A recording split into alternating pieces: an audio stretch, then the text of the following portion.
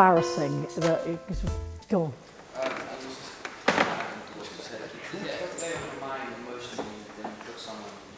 Yes. Yes.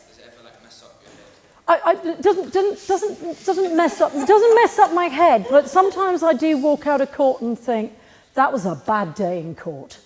And sometimes if it's a case where, let me give you an example, probably the best way of dealing with it.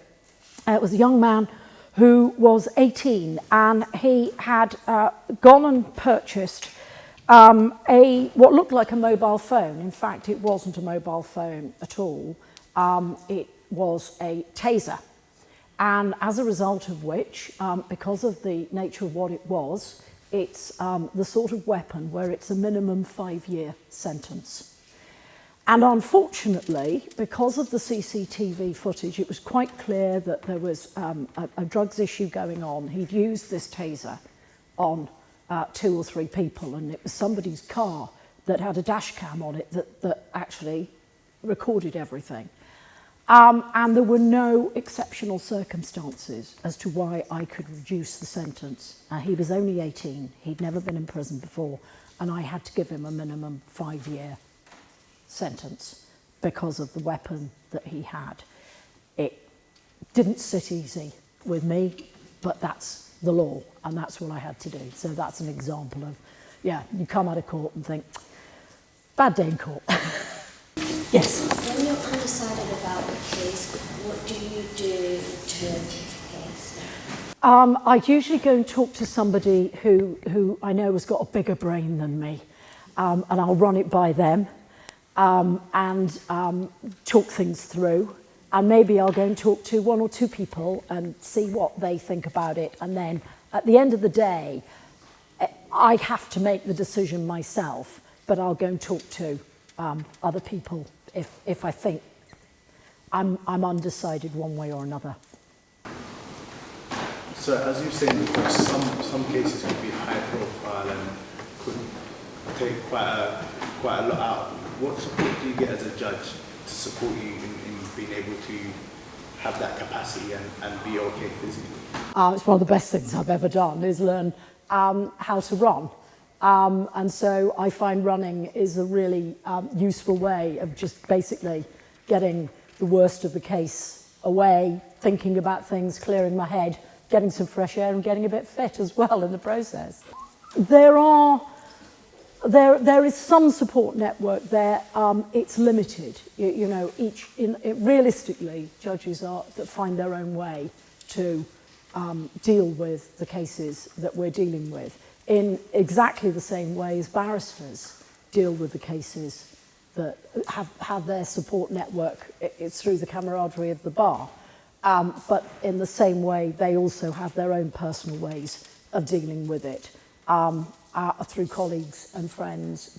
Obviously, it has to be through the judiciary for us because we can't talk about our cases outside of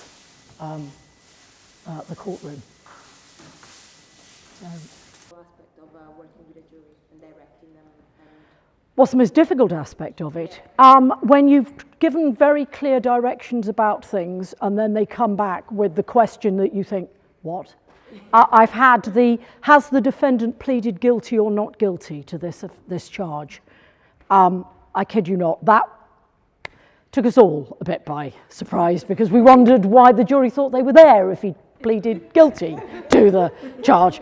So I had to politely be very clear in my directions again that the reason that they were there was because it was for them to decide whether the prosecution had proved that he was guilty. Have you ever been in a police cell or in a prison cell and stayed in there for an amount of time? I have done down in Reading, yes, because we have open days, and so I thought I'm going to practice what I preach. I think that everyone in your field who plays a part in prosecuting people and sending people to prison should spend at least a month in the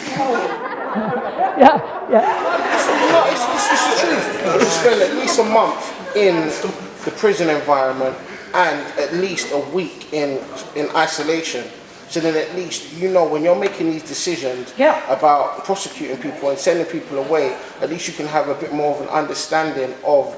I don't have any problem with that, just as I think that every person who actually practices at the criminal bar should, before they're ever allowed to practice, have been a juror. Because again, it's the same thing.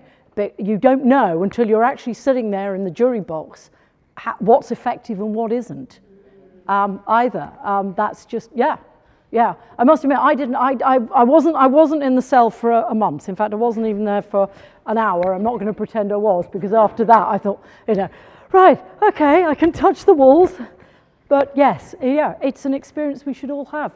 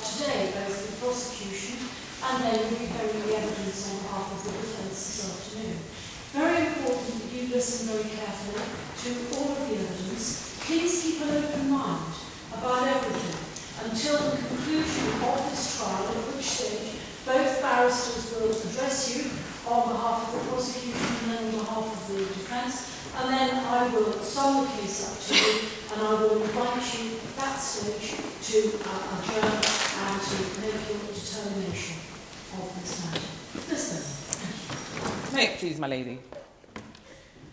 I'm Miss Bowman. I appear on behalf of the Crown, alongside my learned friend, Miss Csengeri. And to my left, counsel for the defence is Mr. Okewale,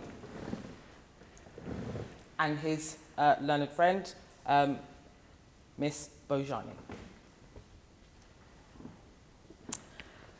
This is a murder trial that on the 2nd of March, 2012, at approximately 5:30 in the evening, on the Moorlands estate in Brixton, a defenceless 17-year-old student, a victim known as Kwame Afusi Asari, was stabbed to death. An aspiring music recording artist was set upon, chased, hunted down, and was murdered in a cul-de-sac. He was on the Brixton estate visiting a friend at a recording studio and was simply innocently caught in a dispute between two rival gangs. The defendant, it is known that he purchased knives, or at least one knife, during that day, knowing he was going to use this knife later that evening. The defendant and Mr. X called for a taxi to take them to the Moorlands estate. There are still CCTV images, members of the jury, that will show two individuals running towards and running from the scene. It was at this scene that Kwame was fatally wounded 14 times by a single blade.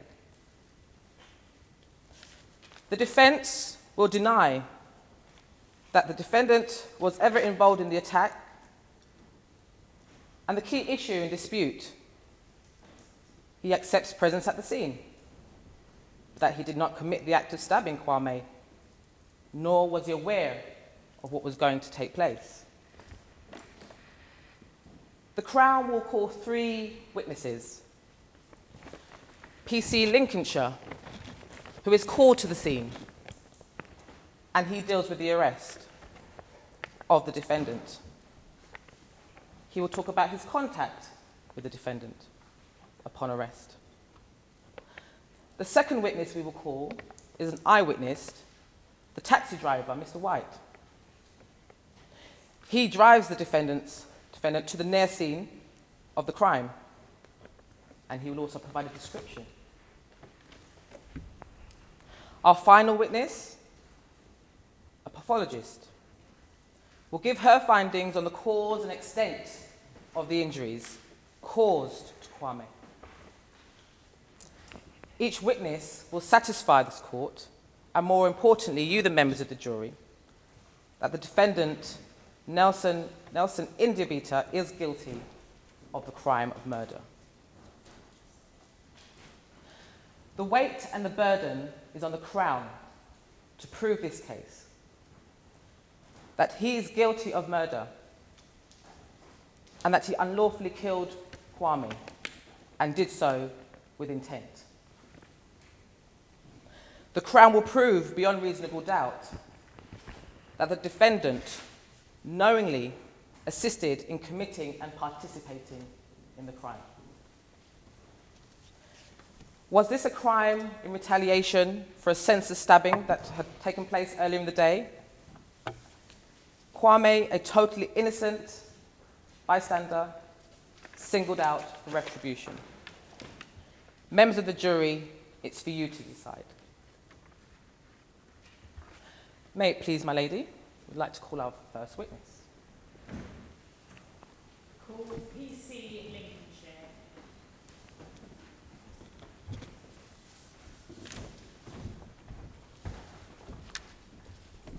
Please swear to say the truth, the whole truth, and nothing but the truth.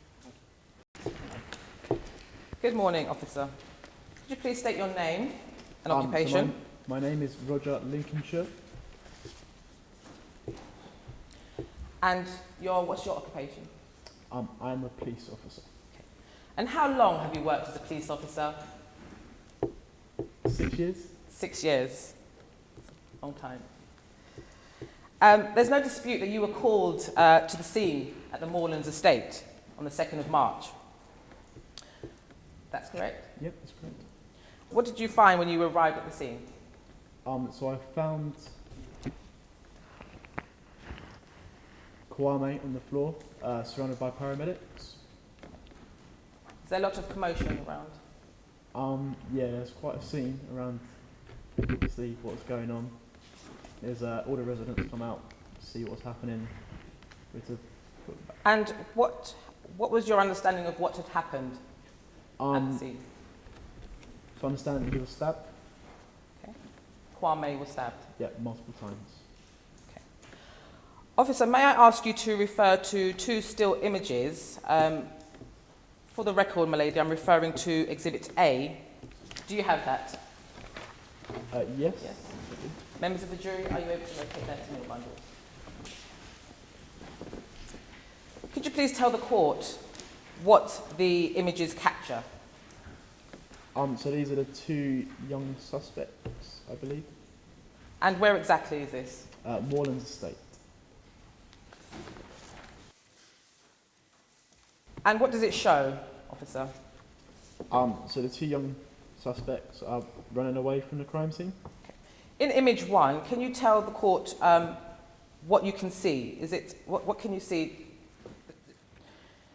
My lady, the defence object. Firstly, there's been no evidence adduced in relation to who exhibits this document, and also the officer is not qualified to give an account about what the images show.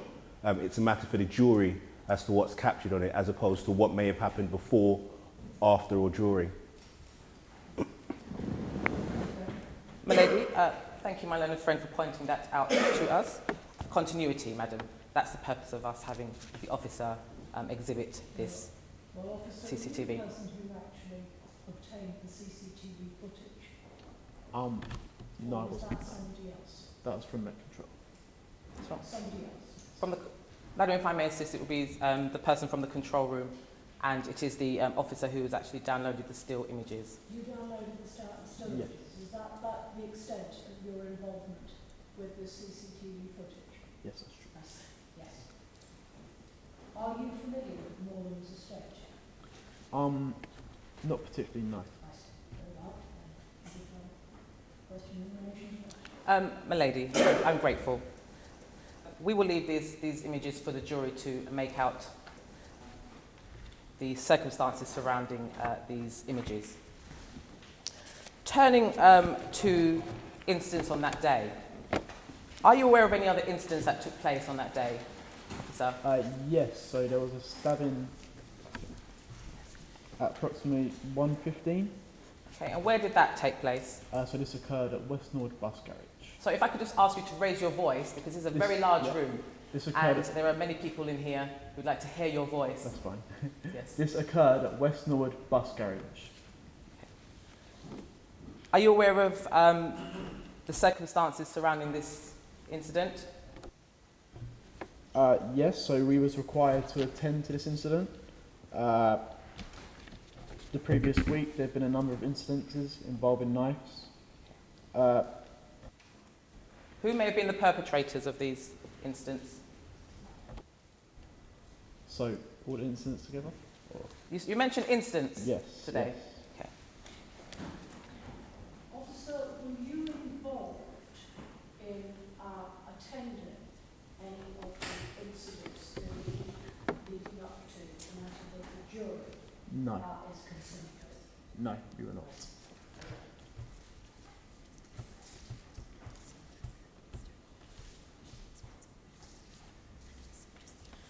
Turning back to the incident for which you were present on that fatal evening, can you confirm what had happened to Kwame that day?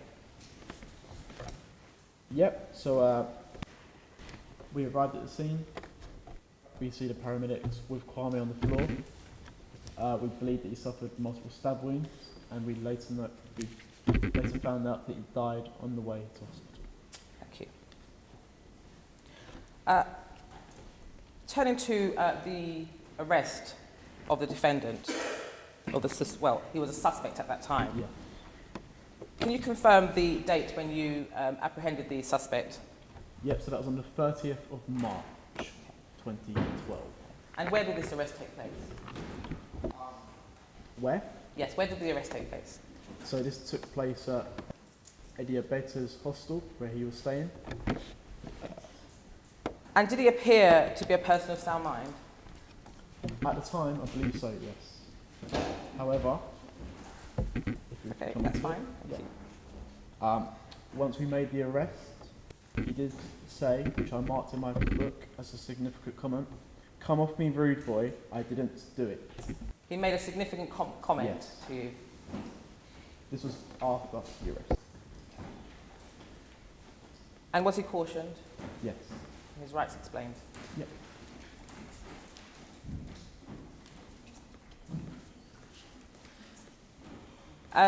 Just referring back to the caution, Yes. would you mind, officer, explaining what that actually was? What was the caution that was Okay. explained to the defendant? Yep, so you do not have to say anything, but it may harm your defence if you do not mention, when questioned, something which you may later rely on in court. Anything that you do say may be given as evidence. Do you understand? And in a nutshell, officer, for the benefit of the members of the jury, what does that mean exactly? So it's basically saying that anything that you do say after we've cautioned you will be recorded and will be used later in court. Thank you. May I please call Mr. Ernest White to give evidence? Call Ernest White. Say the truth, the whole truth, and nothing but the truth.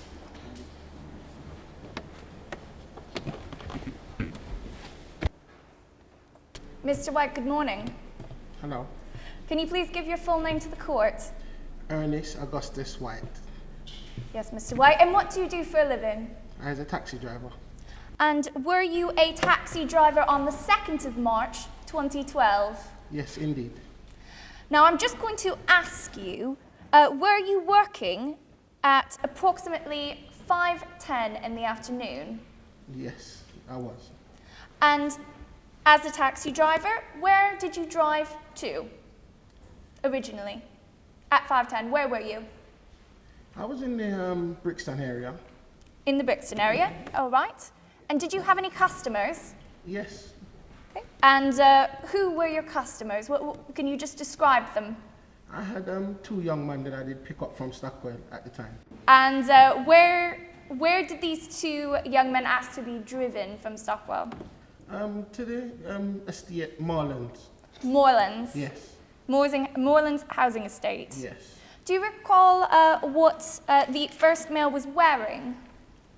The first one had on a black jacket and a white pants. Okay. And what about the other? I think they did have one full black. All right. And how long did you get a chance to look at their clothing for? Briefly. Briefly? How old would you say these men were? They was fairly young, between 18 and 20. Okay.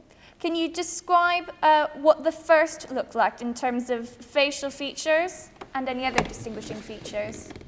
Well, the first one had like a long shaped head and a pointed nose, and he was fair skinned, light skinned to be precise. All right. And the second?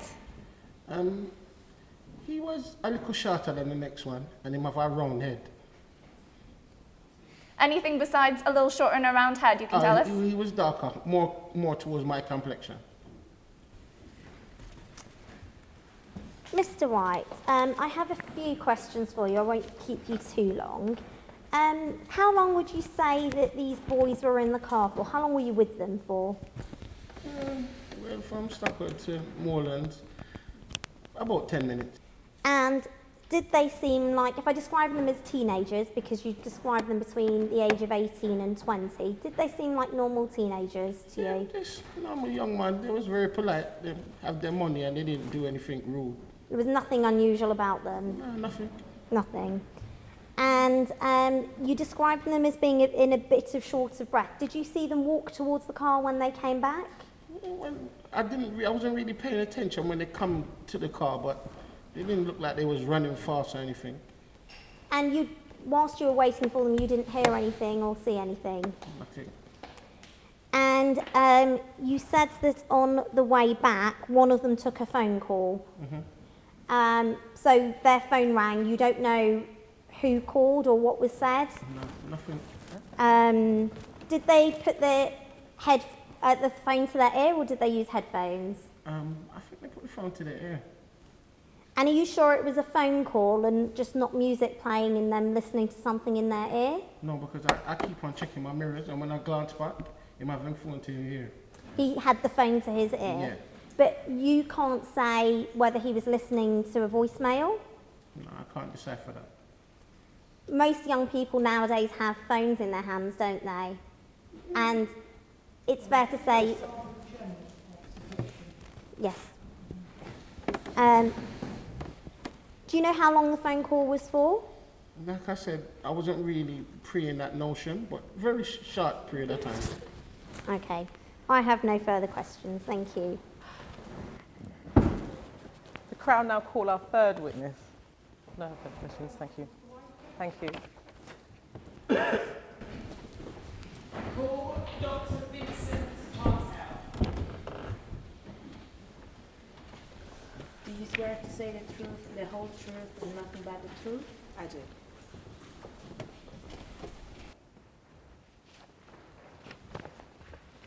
Good afternoon. Today. Could you please tell the court your full name and occupation? Dr. Vincent Cordell, and I'm a pathologist for the Home Office. And how long have you worked as a pathologist? In excess of 10 years now. You have provided an expert medical opinion in relation to the death of Kwame, is that correct? What material did you have to assist you with your finding? The police provided me with the knife, the 12-inch knife that was found in close proximity to the scene. I was provided with a 7-inch kitchen knife, obviously the body of the deceased. I was provided with a flathead Phillips screwdriver, blood samples that were taken from the knife that I've mentioned, blood pattern images which were taken by the forensic photographers, and obviously a death certificate of the deceased. What clothing was the deceased wearing before you examined him? The deceased, sorry, I need to refer to my statement. The deceased was wearing a black Air Max tracksuit, which had extensive blood stains on it. Sorry, just repeat. Black Air Max tracksuit. Thank you. Turning to your concluding opinion, Dr. Cordell, at your final paragraph. In your expert opinion, what weapon was used? It was a 12-inch knife that was found at the scene. What is the reason for your conclusion?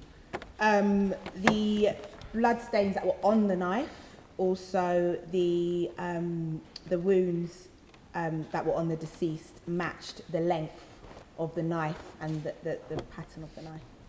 Thank you. To help the court understand the extent of the injuries, briefly describe how many wounds were of significance. Of the 14 stab wounds, there were 5 that were of significance, that were the fatal wounds. Okay. And what part of the body were these wounds located? On the back of his body, on the left and right side. And finally, in your expert opinion, Doctor, how long would you say Kwame survived following the stab wound? It's hard to say exactly, however, it would have been within about 3 to 4 minutes of being stabbed that he died. Just 1 second, please. Just stay with me.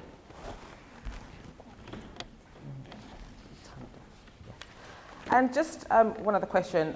Exactly how did Kwame die? As a result of the 5 significant stab wounds to his back. Thank you very much. If you please remain there, my learned friend may have some questions for you. Just a few questions, Doctor. 2 topics. Firstly, we'll deal with the items that you were given. And secondly, we'll deal with your conclusion.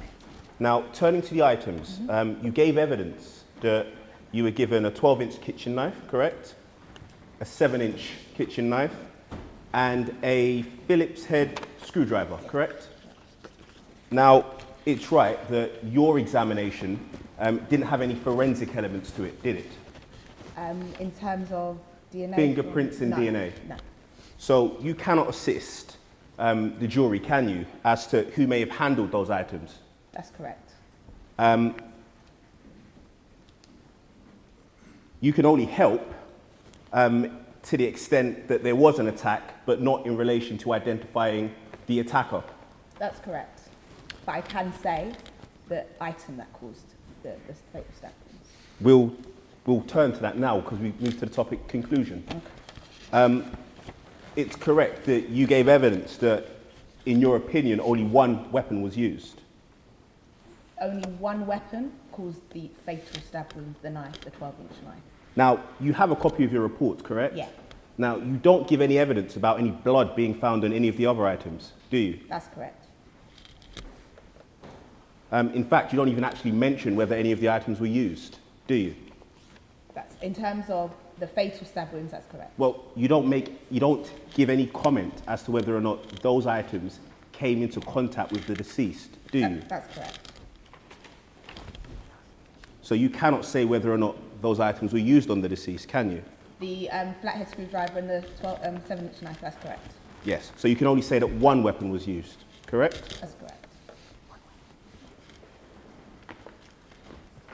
Have no further questions.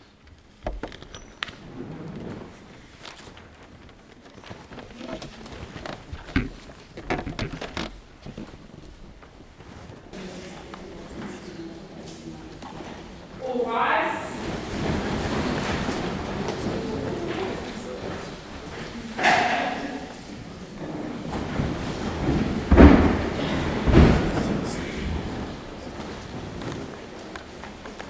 My lady, as the prosecution have closed their case, the defence opened theirs and called the defendant, Nelson Idiabeta, to give evidence.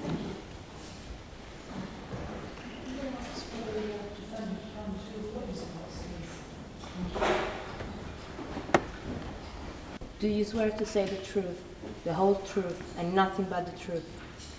I do.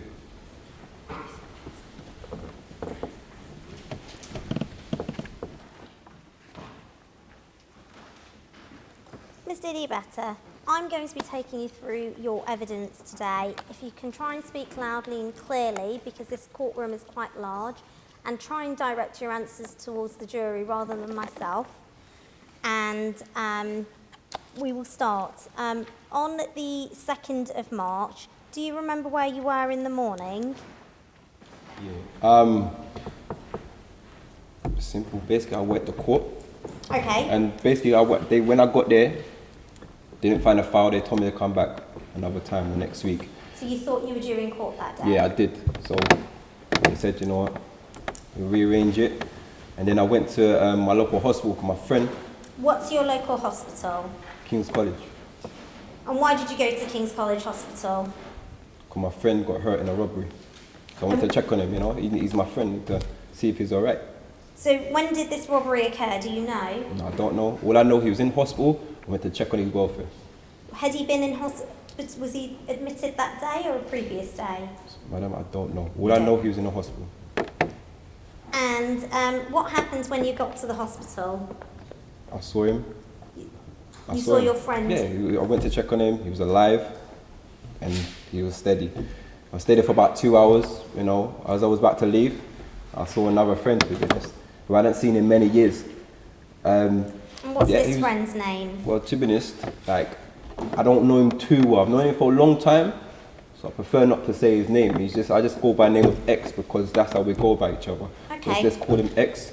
And he said that he's going to check on someone in the hospital also, which was surprising because of the person he said. I think he mentioned the name Garfield Stewart. Garfield Stewart. Yeah, it sounded familiar, but I don't know the person, but that's what it sounded familiar. Yeah. So were you visiting Garfield Stewart that day? No. You visited somebody else? Yes.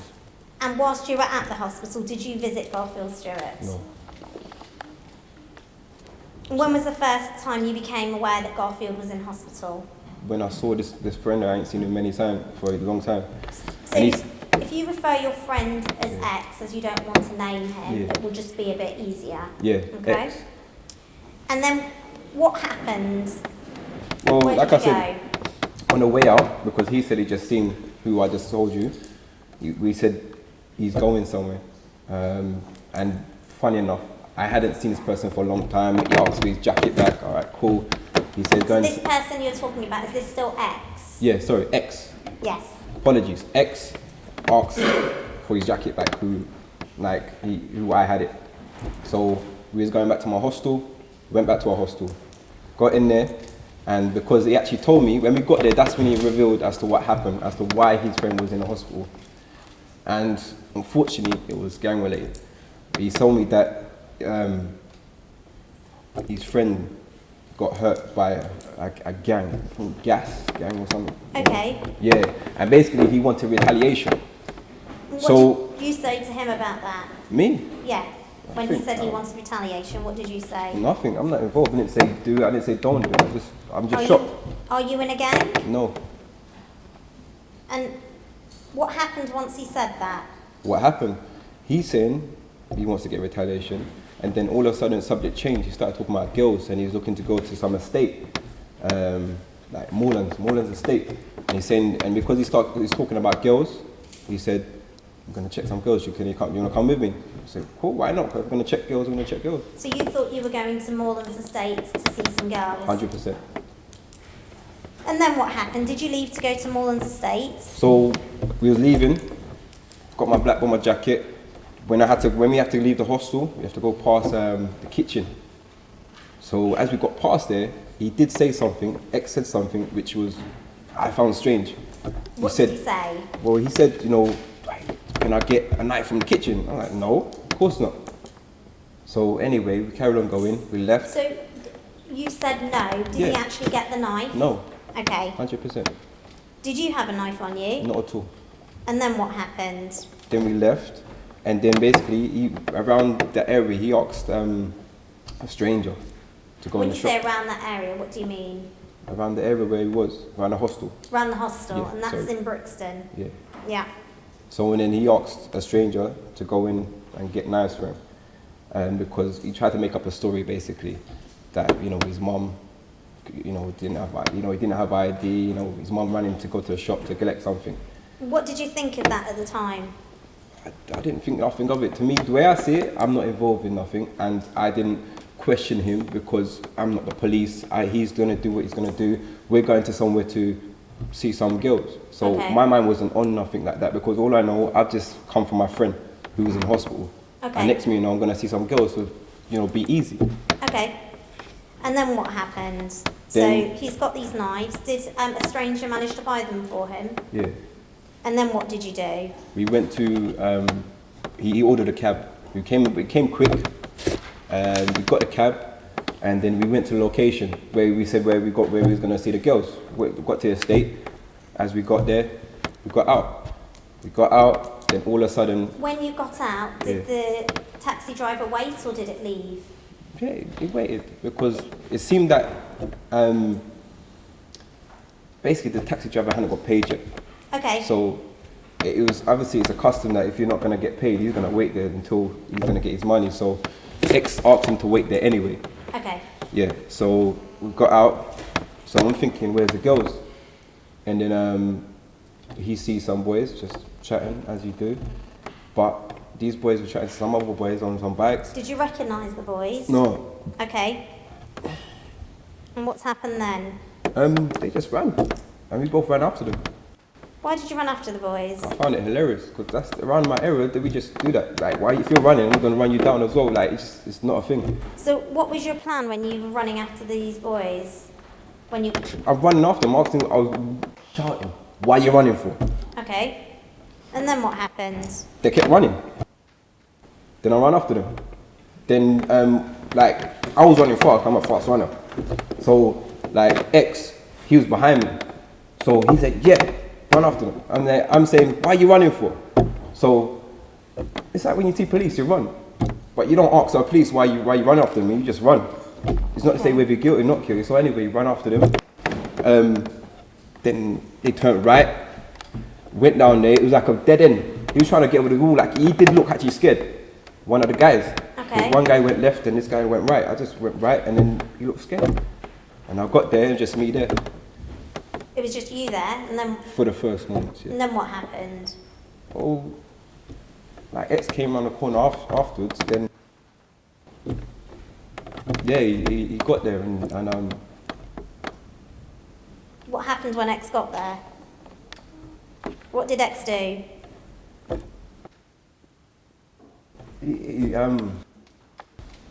He'd done something which I'd never expected. I'd never seen before in my life. Well, basically the nights he started stabbing him. Started stabbing him. Yeah. How quickly was the attack? Mad quick, I was in shock. I stood there, I was like, he started panicking, he came behind me, X came behind me, didn't say nothing to me at all, went to the individual, like, just started doing it, it was quick. I'm standing there in shock, I'm like... Did you say anything? No, I'm going to say something for him to turn around and slash me and kill me. Did you tell him to stop? No, I didn't. I did. You did? In my head. You didn't say anything out loud? No, I was too scared. I felt I did. That's what I'm trying to say. Like, when I left, I thought I did. And how quickly, seconds-wise, minutes-wise, how quick was the attack? I'm not even trying to be rude. I really don't know. It felt long, but I knew it was quick because no cab's gonna wait there. Like we by the time we know, we was on our way back to the cab. So what did you do? So X has attacked this boy. Yeah, and we went back to the cab. And then by the time we got back to the cab, I'm keeping my mouth shut. How did you get back to the cab? Did you walk? Did you run? run? Because the cab was apart. Like I said, we turned right. So obviously when we come back out, we turned left, went straight up a bit, and the cab was still there. Sorry, did you run, walk fast, walk slowly? We just walked fast. Walked fast. Were you out of breath when you got to the cab? Not really. I was just like, in honesty, I was trying to keep in my breath. I was scared, but I didn't want to look like I was scared. And when you were in the taxi, was the radio on in the taxi? Say that again? Was the radio on in the taxi? Yeah, man, they was playing this reggae music thing, man. And did you or X make a phone call or receive a phone call? No, I didn't, man. My ex did, yeah. X did. Did you hear what was said? It's all I know, he was saying something on his phone, but I don't know what he was saying, all because my head, hospital, stabbing, music. I couldn't see nothing, I couldn't really hear nothing. I saw him visibly on his phone like that. What he was saying, whether he listening to something, whether he was trying to, I don't know what he's doing. All I know, for less than a minute, he's put his phone to his ears, and that's about it. Okay. I was just trying to focus on getting out the cab and trying to live. Did you discuss it with X afterwards? Nah. No. And towards the end of the month, the 30th of March, you were arrested, weren't you? Yeah. At your home address. Yeah. And after your arrest and after caution, did you say to the police officer, come off me, rude boy, I didn't do it? 100%. So what did you mean by come off me, rude boy? What I mean is that he needs to tell me as to what he's talking about first, explain it fully. If that's the case, he needs to treat me properly, because he wasn't treating me properly at the time. Okay. So that's what I mean. He needs to come off me and leave me be. And if that's the case, I will go accordingly. And he told me a little bit, but I'm full 100. I'm telling him, one, I didn't do it, and I'm telling him, two, be careful how you treat me. Well, what did you mean by the word rude boy? I just told you what I meant. Specifically that word. Specifically that word. Okay, so at the time, he wasn't treating me right. So at the time, for me, I was trying to be polite, I was trying to be calm, but at the same point of time, he's coming down on me heavily. Okay. And I wasn't resisting at the time. Okay. So I'm saying to him, just be easy. Okay. I have no further questions for you. Thank you. I'm sure my learned friend has some questions for you.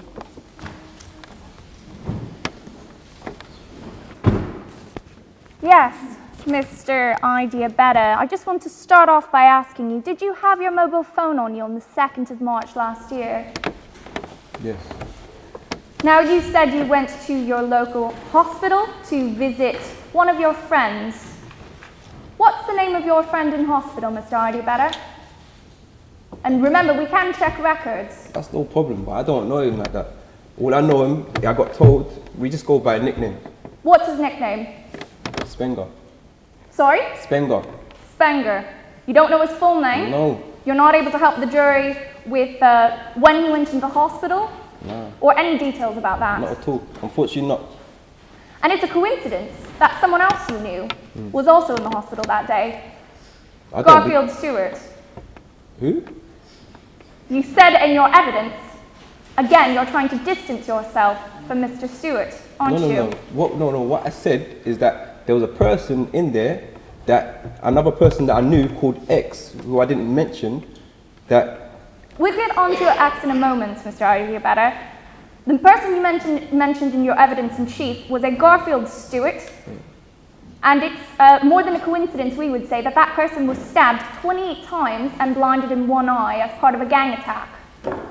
What's that got to do with me? I don't believe in coincidences. So what I'm saying to you is that person, I didn't really know him that well. I've heard of the name. That's all I said in my witness statement. I heard of the name. It sounded familiar. I don't say I know him that well. Do you know anyone by the name of Mr. Okusanya? I beg your pardon? Do you know anyone by the name of Mr. Okusanya? No. He's your co-defendant in this case. Surely you know his name. Is he an old friend, Mr. Eyewitness? Not really. Is he X, Mr. Eyewitness? I don't know. You don't know? No. Could he be X? Again, I know people by names. I don't know their full government name, man. So I wouldn't be able to tell you. Is X your co-defendant in this case, Mr. Eyewitness? I beg your pardon? Is he your co-defendant in this case? It's a simple question, yes or no. I don't know. Because you don't know. I don't know. So they could be. No, I don't know. They could be the same person, can't they, Mr. Eyewitness? I don't know. You just don't know. Yeah. Well, I'm going to put it to you, it's a further coincidence that you happened to meet up with X just as he was leaving as well to see Mr. Stewart. Do you understand the question? Yeah, she's asking me if that person by that name, of which I don't know their full name, their legitimate name.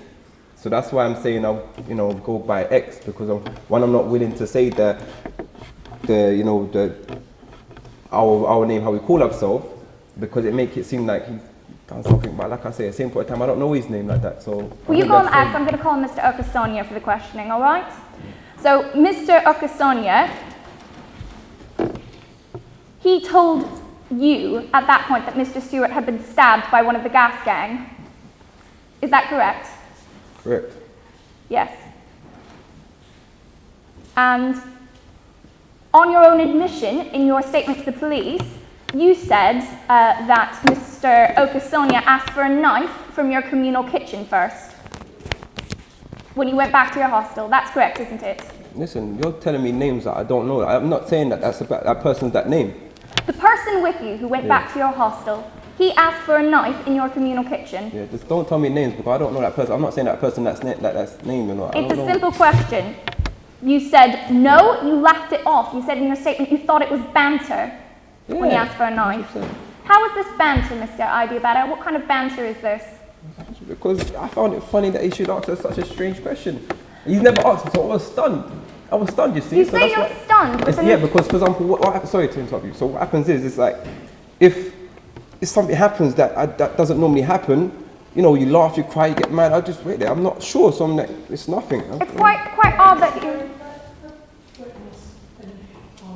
Yes, my lady, apologies. Yeah, so what I'm trying to say to you is that certain events that day happen that's never happened in my life before. So that was one of them, where I'm walking past, I'm in a hostel where I'm trying to do good and to get my place to live and live my life, and he's asking me something that's out of the ordinary. So I'm not going to take it serious. So I'm just laughed it off, and we kept going out the door. Yes. So you say it's unusual, but I'd say if we look down further in relation to what you told the police in your statement, later on, when you went to Camberwell shops, you asked X, the male with you, why he needed knives, and he said protection. Your response to that is that you now don't think it's odd? Because you say a lot of people carry knives around the area, so it didn't seem that unusual. So what is it? Is it banter, is it not, or is it absolutely usual? Listen, like I said to you, it is unusual for him to ask me in my hostel to get a knife from the kitchen. That's what I'm saying to you, because if I'm going to get a knife from the kitchen, obviously I'm going to get in trouble, isn't it? So that's why I laughed it off as banter. Yes, I'm aware that people carry knives. I'm aware of that. But what I'm trying to say to you is that it is banter to me, because I'm not going to take that seriously. Like, really, I'm not going to get in trouble. I'm not going to pick up knives. I'm going to be easy. I think, Mr. Eyewitness, that you've let slip what the truth is. You said if you got knives from your kitchen, then you'll get in trouble. Is it because those knives could be traced back to you? Is that why you and the male with you asked a member of the public to buy those knives for you, so they couldn't be traced back to you? I didn't ask no member of the public to buy knives. Mr. Eyewitness, why would you need knives to go, as you say, check on some girls? I didn't need knives to no checking on girls. You're trying to distance yourself. Mr. Eyewitness, who had the 12-inch kitchen knife? Was that yourself or the male with you? X. Someone purchased a knife for X, and X had a knife, yes. So you... I don't know what size it was, I don't know what it was, but all I know, a stranger purchased a knife for X. 2 knives. I didn't look at it. You say in your statement knives, Mr. Eyewitness. All right, 2 knives, 5 knives, 1 knife. But my point is, I just say knives. That's what I'm trying to say to you. I don't know how many it was. All I know, a stranger went into a shop, bought the knife or knife. It could be a country little blade. I don't know. I didn't look at it. I wasn't involved. All I know, that happened, and then we got in the cab, and then we went to another location. And that location is you went straight from getting those knives to getting to Moreland's housing estate. Yeah, where Kwame was killed. What I thought was going to see some girls, like I said in my statement. And X told the cab driver to wait, didn't he? He said it wasn't going to be long. Yeah, he did say that. 3 to 4 minutes later is when you both came back to the cab.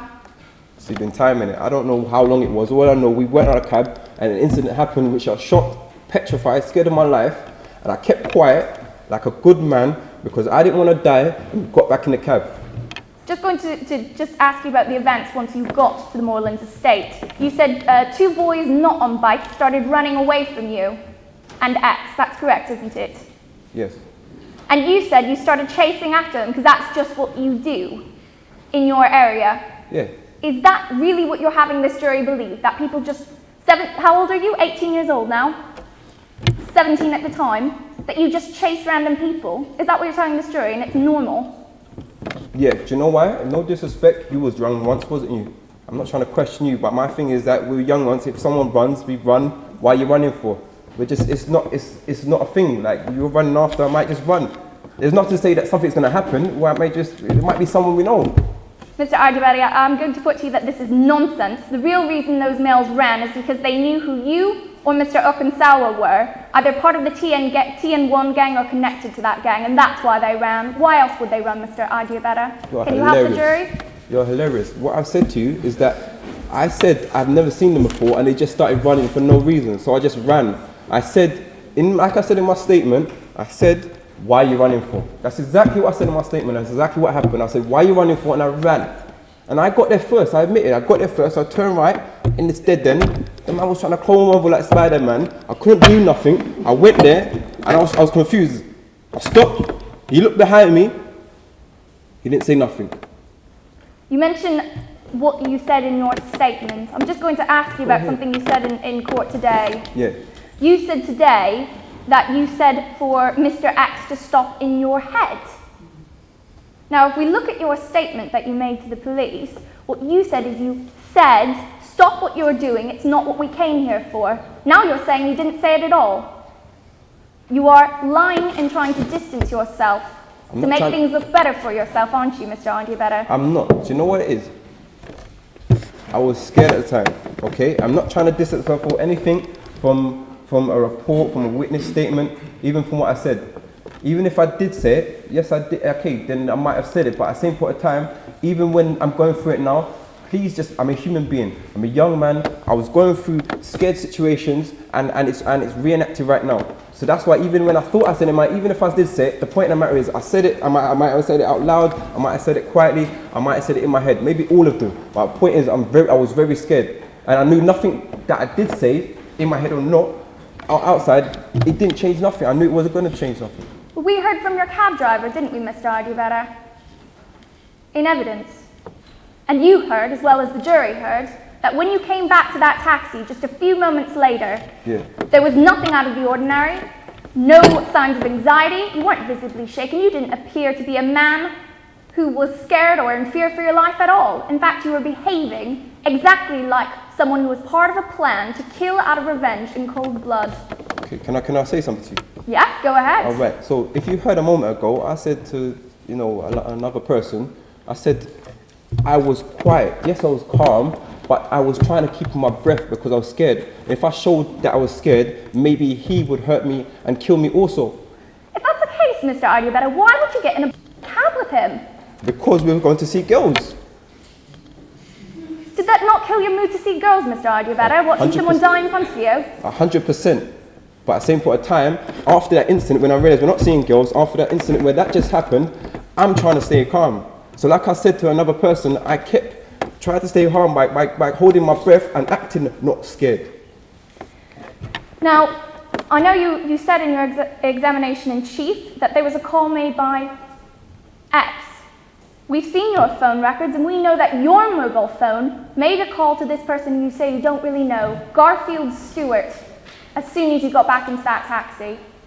And we know that it was a short call, considerably short, as we heard from the cab driver. I'd put it to you that it was short enough to say something like, it's done, he's dead, or something like that. Is that how that conversation went, Mr. Ardibaria? On my phone, from my mouth. My mouth. Yes, from your phone, Mr. Ardibaria. I did not say that. I'm not lying, I did not say that, that's 100%. Are you saying someone stole your phone, Mr. Ardibaria? Didn't mention that in your statement, did you? Pardon me? You did not mention that someone stole your phone in your statement. I asked you, first of all, in your evidence, did you have your phone with you that day? You did not say someone took the phone off me. I said I had my phone. Yes. I said you asked me, did I have it phone that day? Right? Yep. Right. So at that same point in time, I also mentioned that a lot of things happened in that day. Didn't mention that happening. No, but it might have fed up my pocket. He might have used my phone instead of his phone. I don't know. All I know, like I said earlier on, My mind was elsewhere. Once I got in a cab, I was thinking that reggae music I was playing, I was thinking my friends in hospital, I was thinking someone just got stabbed, and I was thinking to stay alive. So whether he was using my phone or his phone, I don't know, man. All I'm saying to you, I didn't know, say nothing was done because I wasn't involved in nothing. So how can I say that? I'm going to ask you now about what you said to the officer. Go ahead. Now, you said, when we were talking about through your counsel, come off me rude boy, Yeah. you said that it's because he wasn't treating you the way that you thought you should be treated. Right? 100%. And what you said in your evidence is, be careful how you treat me. That's what you said in your evidence. Right? 100%. To this jury, I'm going to put to you that you're someone who can lose your temper when you feel that things aren't being done properly. That's correct, isn't it? That what? That you can lose your temper. Are you saying that I said it? No, what is counsel suggesting to you? She's making a suggestion to you that you are a person who, if you feel that you are disrespected or not being treated properly, that you will lose your temper. Oh, okay. Thank you very much. No, I want to correct you. That's the wrong suggestion because I'm a very calm person and I'm a very respectful person. So even if I'm stating something, it's not to say I'm going to lose my temper and get mad. I just want to be respected like a normal citizen. I'm going to put to you, just like you disrespected that police officer, you felt yourself disrespected by Garfield Stewart getting stabbed. Can I say something? I didn't disrespect the officer. All I said to him is be careful, in other words. Because again, if anyone's going to be... Careful of what, Mr. Arguabetta? Of you? I'm a human being and such... Yeah, what do you mean of me? Like I say, I'm a superhuman being. I'm just a young human being. All I'm asking is to be treated right. That's all. Going to put I wasn't disrespectful about it. I'm going to put to you that you met up with X, who's Mr. Okasanya. You met at the hospital after seeing Garfield Stewart. Can I say yes or no? Listen, you're making it look like it was an arranged agreement that I arranged to meet him the previous day to meet him up at 2:30. I didn't put that to you yet, Mr. Arguabetta. Okay. That you then went straight to your hostel. You then went and got someone to purchase 2 knives. You go straight to Moreland's estate. A few minutes later, Kwame is stabbed and 2 knives, not a knife, 2 knives are left there. And you go straight back into that cab and you call Mr. Stewart. I'm going to put to you that at the very least there was a plan there to kill Kwame. Can I say something to you? I don't like the way you keep on saying you. Like you say, I orchestrated everything. I orchestrated things that you're trying to say. It's not you.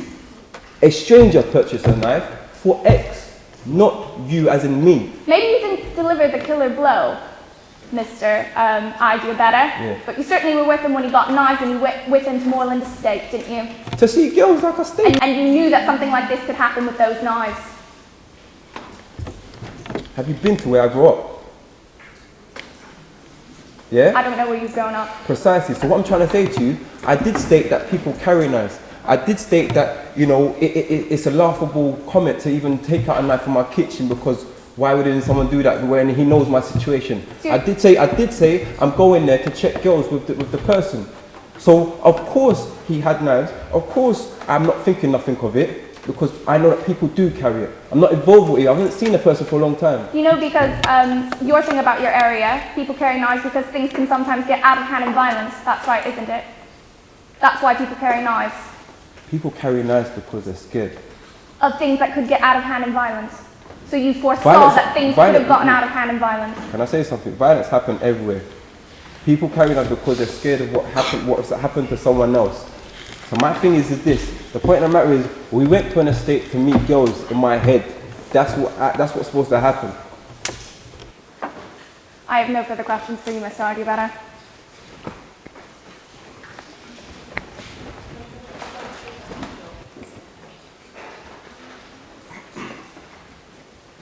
With my lady's leave, the defence called Nathan Okinsanya.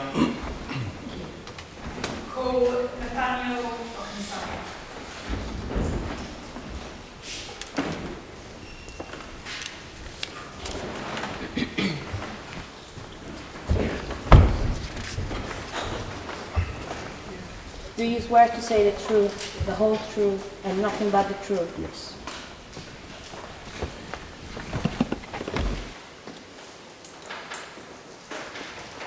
Mr. Okinsanya, can you give the court your full name, please? Nathaniel Okinsanya. Now, although I ask you questions, can you direct your answers to the members of the jury and notes being taken of your evidence? So there may be instances where I ask you to stop and go back over matters that you've already said. Okay.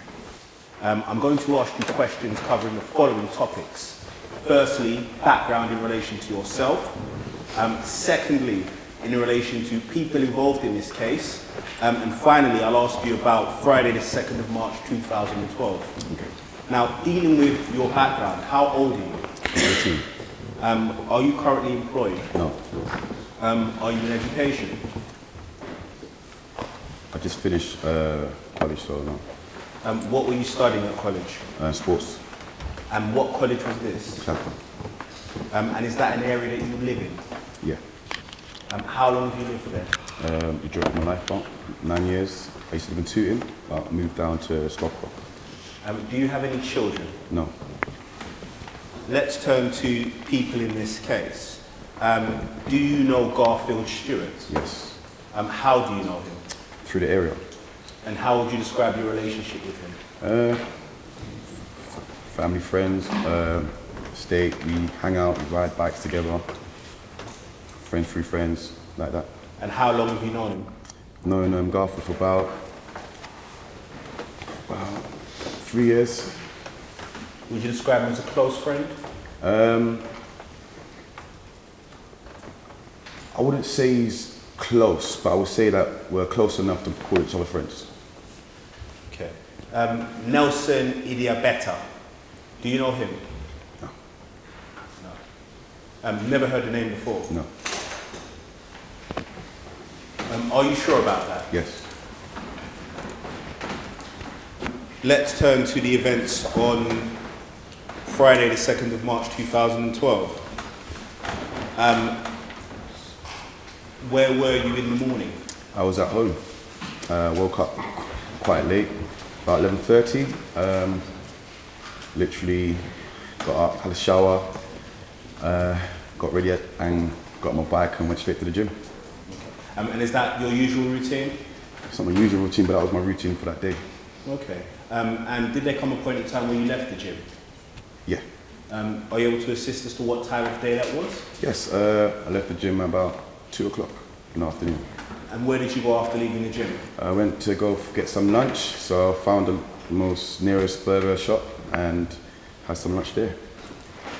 And did you stay at that place? I didn't know because I received a text around the time saying that my friend Garfield was in a situation on the bus, and immediately, because it wasn't far from it, I went down to go see how he was. Okay. Now, where did you go to see him? King's College. And what time did you arrive there? About 2:30, 2:50, 2:30. Did you travel alone? Alone, yes. When you arrived there, was there anybody else there? No. So it was only you and Mr. Stewart? Yeah. How long did you stay at the hospital for? About hour and a half. What did you do whilst you were at the hospital? Just sat down with him, spoke to the nurses and the doctors to make sure he's all right, and speaking with him, and we were just discussing, the situation, and I just wanted to make sure he's all right, and I just left after that. And what did you do when you left? As soon as I left, I went literally back to where I was going Friday, which is Stockwell Stand. It's like a skate park where you ride bikes and they do stunts and stuff. So I just went back to my usual life. And what time did you arrive there? I arrived there about 4 o'clock. 4 o'clock? And when did you stay there till? I stayed there till 7 o'clock in the evening. And at 7 o'clock, what did you do there? I just went round to my aunt's. She lives around the corner in Brixton Hill, so I went up to hers, saw how she was, stayed for dinner, and went home. And what time did you arrive home? About 11 o'clock. Please wait there may be some further questions.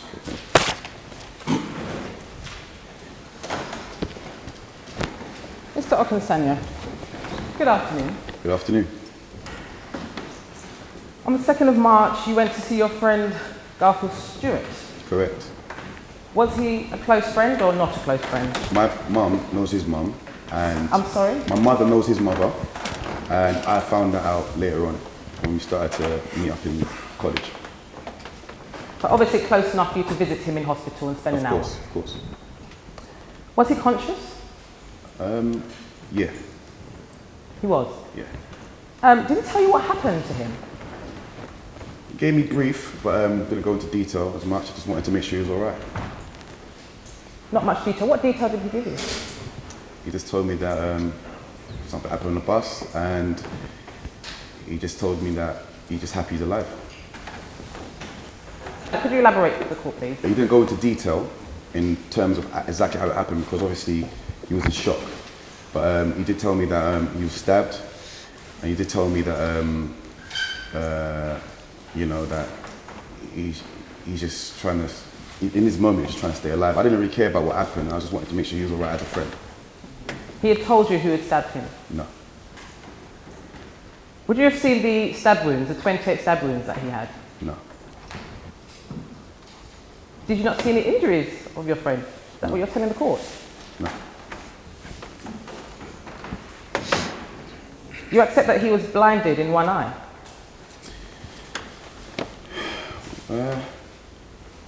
It's a very serious wound, isn't it? Serious wound. I was sitting Serious down injury. beside his bed. I don't know and if you saw that injury, didn't you? Didn't. Yeah. And you knew what happened to him? No, I didn't know what happened to him. No, I just know he got stabbed. As you know, your mate's injury was your motive for going to the Morelands estate, wasn't it? Going to what estate? To the Morelands I'm estate. sorry, I didn't go to that estate. No? No. We're not on You that went day. to the Morelands estate with the defendant, with knives, with intent to kill. Not me, sorry. You went to the Morelands estate with knives, with intent to kill or commit GBH, didn't you? You're entitled to your opinion, but that's not me though. I went straight to the park where we ride our bikes and... The defendant says he met with an ex, assuming you, at hospital. That's true, isn't it? No. Do you know him? Who's him? Do you know the defendant? Do you know Mr. Indibieta? I don't know him, but I've seen his face before. Is he a friend of yours? He's not my friend, but he's a friend of through the area, so I know people that know him. Mr. Indibieta said it was you. Would you call Mr. Indibieta a liar? That you were the person who did the stabbing? I mean, everyone's entitled to their opinion because they want to get out of trouble, but I'm telling you in front of everyone that I was not there. Alozie, there's no evidence to say that the defendant said that the witness was X. You never named who X was. Milady, thank you for the observation. You're simply distancing yourself from Mr. Indibieta and the Morelands estate, aren't you? I'm not distancing myself. I was not there at that time. Because you both went there, got tooled up to either badly hurt or kill Kwame, didn't you? In revenge for Mr. Stewart. That's correct, isn't it? I mean, you're entitled to your opinion, miss, but I was not there. I'm sorry to upset you if I am, but I was not there. I'm sorry. You took a cab there, didn't you? To the area, to the vicinity? I had a BMX bike. I went to the park where we have we do stunts, and then I went straight to my auntie's house. Okay, and one of you stabbed him. One of you stabbed him. One of who, sorry? Because I wasn't there. Mr. Okewale, this is not a laughing matter, and I'd ask you to please respect the court, because this is not a joke. So I'm directing my questions at you. Yeah, and I said to you directly, I was not there. Who had the 12-inch knife? Mr. Okewale. I'm sure there must be evidence or someone that can find it out for you, but I was not there. You or Mr. Indibieta? Who had the knife? Again, I was not there, so I can't give you the answer. I'm sorry. You're smirking. Because I find this very funny. This is not a laughing matter. It's not a laughing matter. It's a very serious matter. It's a very serious matter. A young life has gone, passed away. You returned to the cab out of breath, didn't you? I'm sorry. I don't know how to answer these questions. I was not there. No? I wasn't. You didn't go to the estate to look for any girls, no? No. No. Okay. When you returned into the taxi, you made a phone call. Did you telephone Garfield? Like I said, I was not there. I was not part of that. I was on my bike, so I wasn't in no taxi, and I just went straight to the park. Well, the ramps in Stockwell. There were descriptions of two individuals who got into a taxi, got to the venue, and returned to the taxi. And one of them was you, wasn't it? No. In that vehicle? No. So you say you went to the Stockwell Sands? Yes. No alibi witnesses? Where? To show you were there? Show where?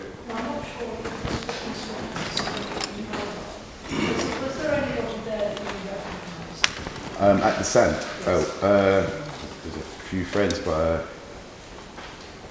You would have recognised some friends? yeah, I recognise some people there.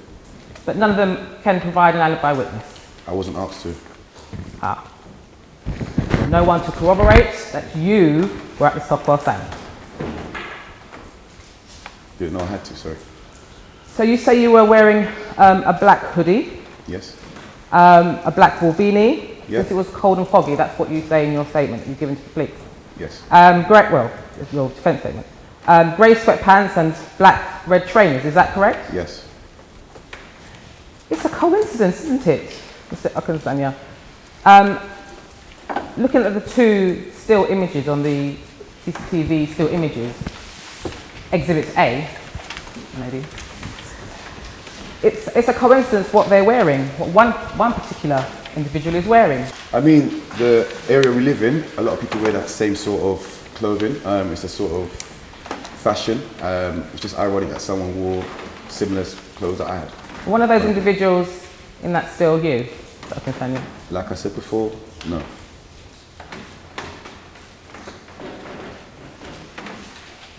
Thank you. No further questions.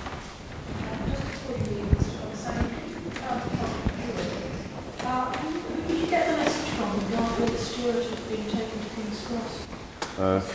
Through a friend of mine that also was in college with us.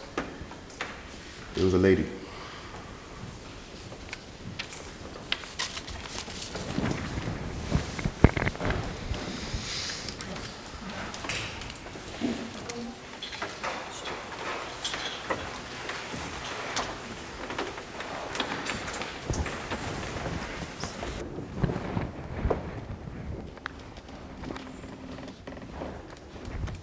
With your leave, my lady, the defence will now call Joseph Olukanmo. Call Joseph.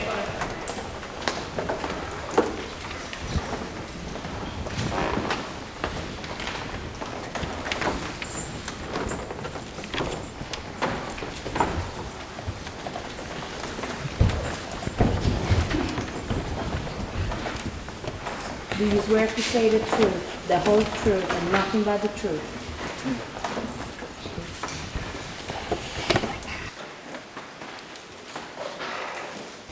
Can you confirm your full name to the court, please? My name is Joseph.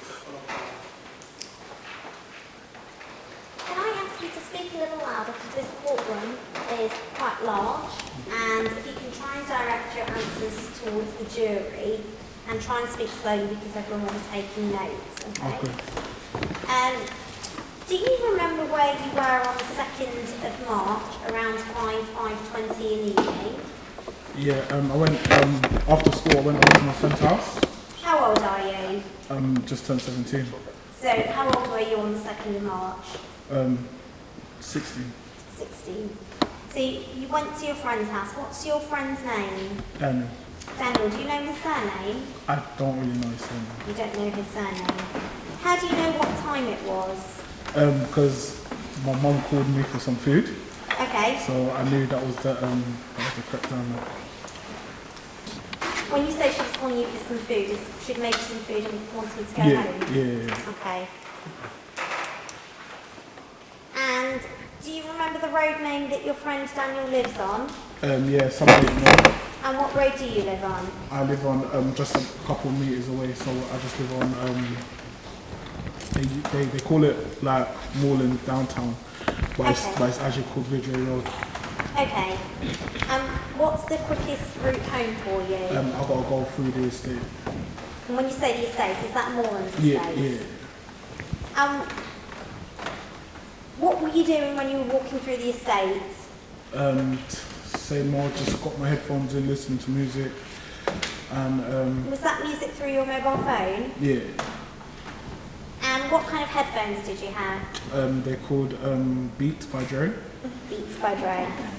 And they're the ones that block out a lot of the sounds once you've got them on your ears? Yeah, yeah. And did you notice anything on your way home? When I was walking past the alleyway. I just saw like a little altercation. But to be totally honest, I didn't really want to be involved. I didn't want to see me, so I tried my very best to just kind of, I'm a bit of a big lad, so it was quite hard for me to, be not seen, but I tried my very best not to be seen. When you say there was some sort of altercation, what did you see? Just see, a lot of people shouting, some people running. So I was just trying my very best just to kind of get away from And how many people were there? I think it was about 4 or 5. 4 or 5. You sure there weren't less than that? I wouldn't know. And the people that were there, were they males, females? I saw mainly males. Mainly males. And can you give a description of any of them? I just saw hoods, a couple IC3s. When you say IC3, what do you mean by IC3? Like mainly black guys. Black guys. And do you remember what they were wearing? Just all black. All black? Yeah. Okay. And did you see any of them holding anything or using anything? I didn't see that, no. So when you say you saw an altercation, was it verbal or physical? It was a bit of both. And when you say a bit of both, physical-wise, what did you see? I just heard shouting, looked like there was a bit of a scuffle. And what do you mean by a scuffle? Could you describe a scuffle? Like someone was trying to be dragged, someone was kind of running. Once I saw that, I just thought, I just had to be out of that kind of area. Did you see any weapons? I didn't. You didn't? And when you say things were being shouted, what was being shouted? I didn't hear. You didn't hear? One word I heard was pagan, so I didn't know if that was, someone saying you shouldn't be here, but that was the only word I could kind of... What was that word again? Pagan. Pagan. You didn't hear any other words? No, I didn't hear nothing after that. Did you keep your music on the whole time? I definitely did. Did you lower the music? No. And how long, you said you're walking home, you didn't want to be seen. How long would you say you saw them for? I was there for a good 2 minutes. 2 minutes? Yeah. And did you stop or did you carry on walking? I was just walking slowly. Slowly.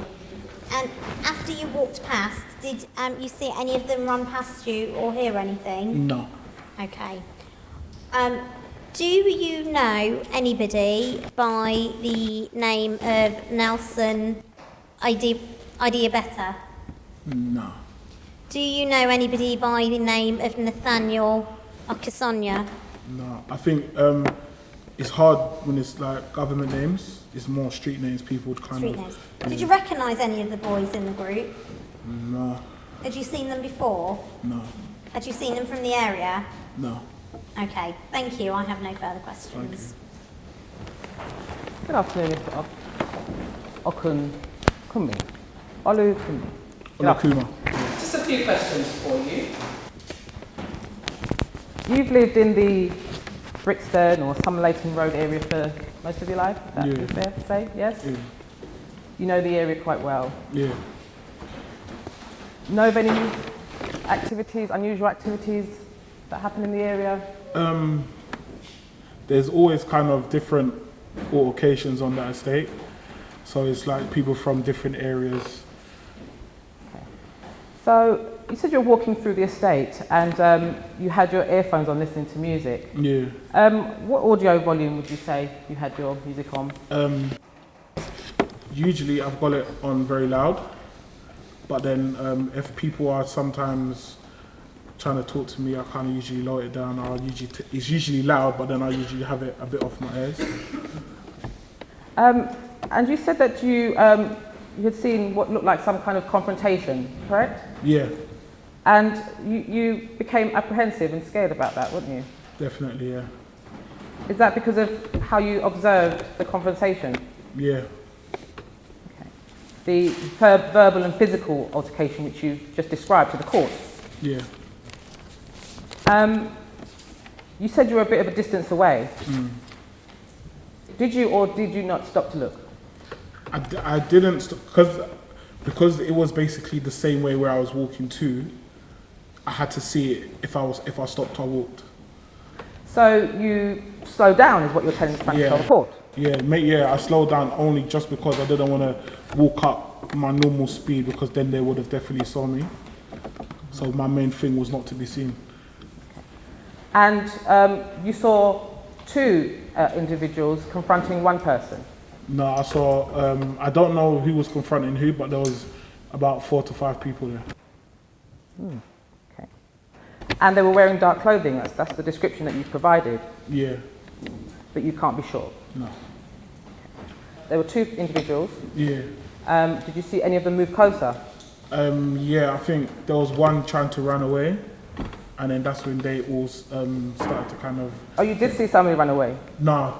Oh, you did or you didn't? No one didn't run away, but you can see someone like they was trying to get away from the situation. Someone was trying to get away from the situation? Yeah, but not running, like just kind of not getting involved in the confrontation.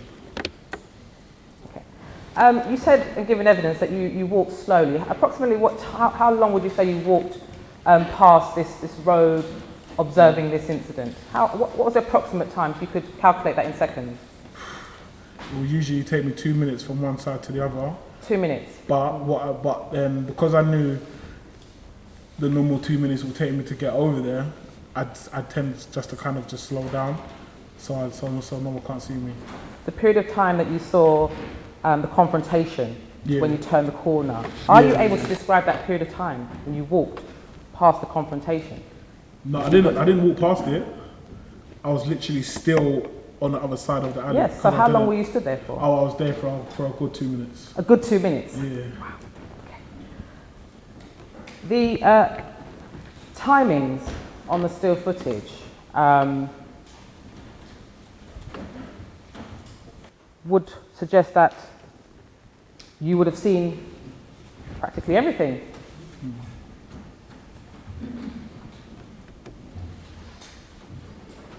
What do you mean by the incident happened in a matter of seconds, and you were stood there for a good 2 minutes. You said that you didn't call the police or alert anyone. Why was that? I just didn't want to be involved. What were you in fear of? People calling me snitch, being on the stand where I am now. It's very dangerous. I've got to go back to the estate. Turning to the word that you heard, you're saying the only word you heard was pagan. Yeah. You didn't hear the word, don't try to kill me, don't stop. Did you hear any other words? Nothing like that. No words? No. Okay. Anything else? Thank you, no further questions. Just a quick matter in re-examination. Just a quick question. This was a matter that happened, some time ago, correct? Yeah. And would you accept that your recollection of events was better at the time than it is today? Definitely. So there may be some things that you're, unable to assist us with. Yeah. But that's not because you're not trying, it's because you simply can't remember. Yeah, it's mainly, I think, because I suffer from dyslexia, so they've given me like a lot of things to read, and that already has stressed me. Things was kind of recapping my mind. So dealing with certain points, you gave evidence about things that you've heard. Now, are those things that you remember or things that you think may have happened? Those are some things that I remember. Okay. Like maybe the timing, how long I was in the alleyway, might have been a bit shorter. But sometimes when you're scared, things can go on, could be like 10 seconds, it could feel like a lifetime. And so that means, do you accept there are some things that you may have forgotten? I don't think there's things I've forgotten because I didn't really see much. So let's take it in terms of what you may have heard. You gave evidence that you heard the word pagan. Now, at what stage of the incident was this? That was as soon as I got there. That's what made me kind of stance, because once I'm in an area where people call pagans, then that's when usually a fight is about to happen. Now, when you heard that, did you turn your music down? No, I just literally took it off my ears. And you did that so you could hear better, correct? Yeah. As the incident continues, do you hear anything else? No, just people just scuffling, shouting. Oh, so when you hear people scuffling and shouting, are you able to recall if you heard anybody say stop? Milady, may I just actually? This re-examination doesn't appear to relate to matters arising. Your Honour, the defence say that it does. My learned friend cross-examined him in relation to the word pagan and what he heard, and I'm exploring what he may have heard. He gave evidence from the outset that he had difficulty with learning and that some things he couldn't remember, so I'm simply exploring what he may or may not have heard. And he gave evidence that he heard shouting, so I'm exploring that within that shouting, did he hear particular words? Very close to overstepping the mark. I'll ensure that I'll stay on the line. Stay right side of the line. So again, as I was asking, are you able to assist with if there were any words that you heard during the shouting? Maybe during the shouting there was someone saying stop, but that is what wasn't. The main thing I heard was pagan. Because there's always shouting and... Okay. But someone may have said stop? Yeah. No further questions. Can I just be clear? The word pagan, when you hear that word, or when you heard that word on that day, that was something that did it suggest to you, it's usually something that is said when a fight's about. So it's... Can you remember now who said, of the people you saw, do you remember who it was who shouted the word? I don't remember who, but I know while I was seeing the altercation, I heard the word pagan. And usually when you hear the word pagan, it means a rival gang from the other side in someone else's territory.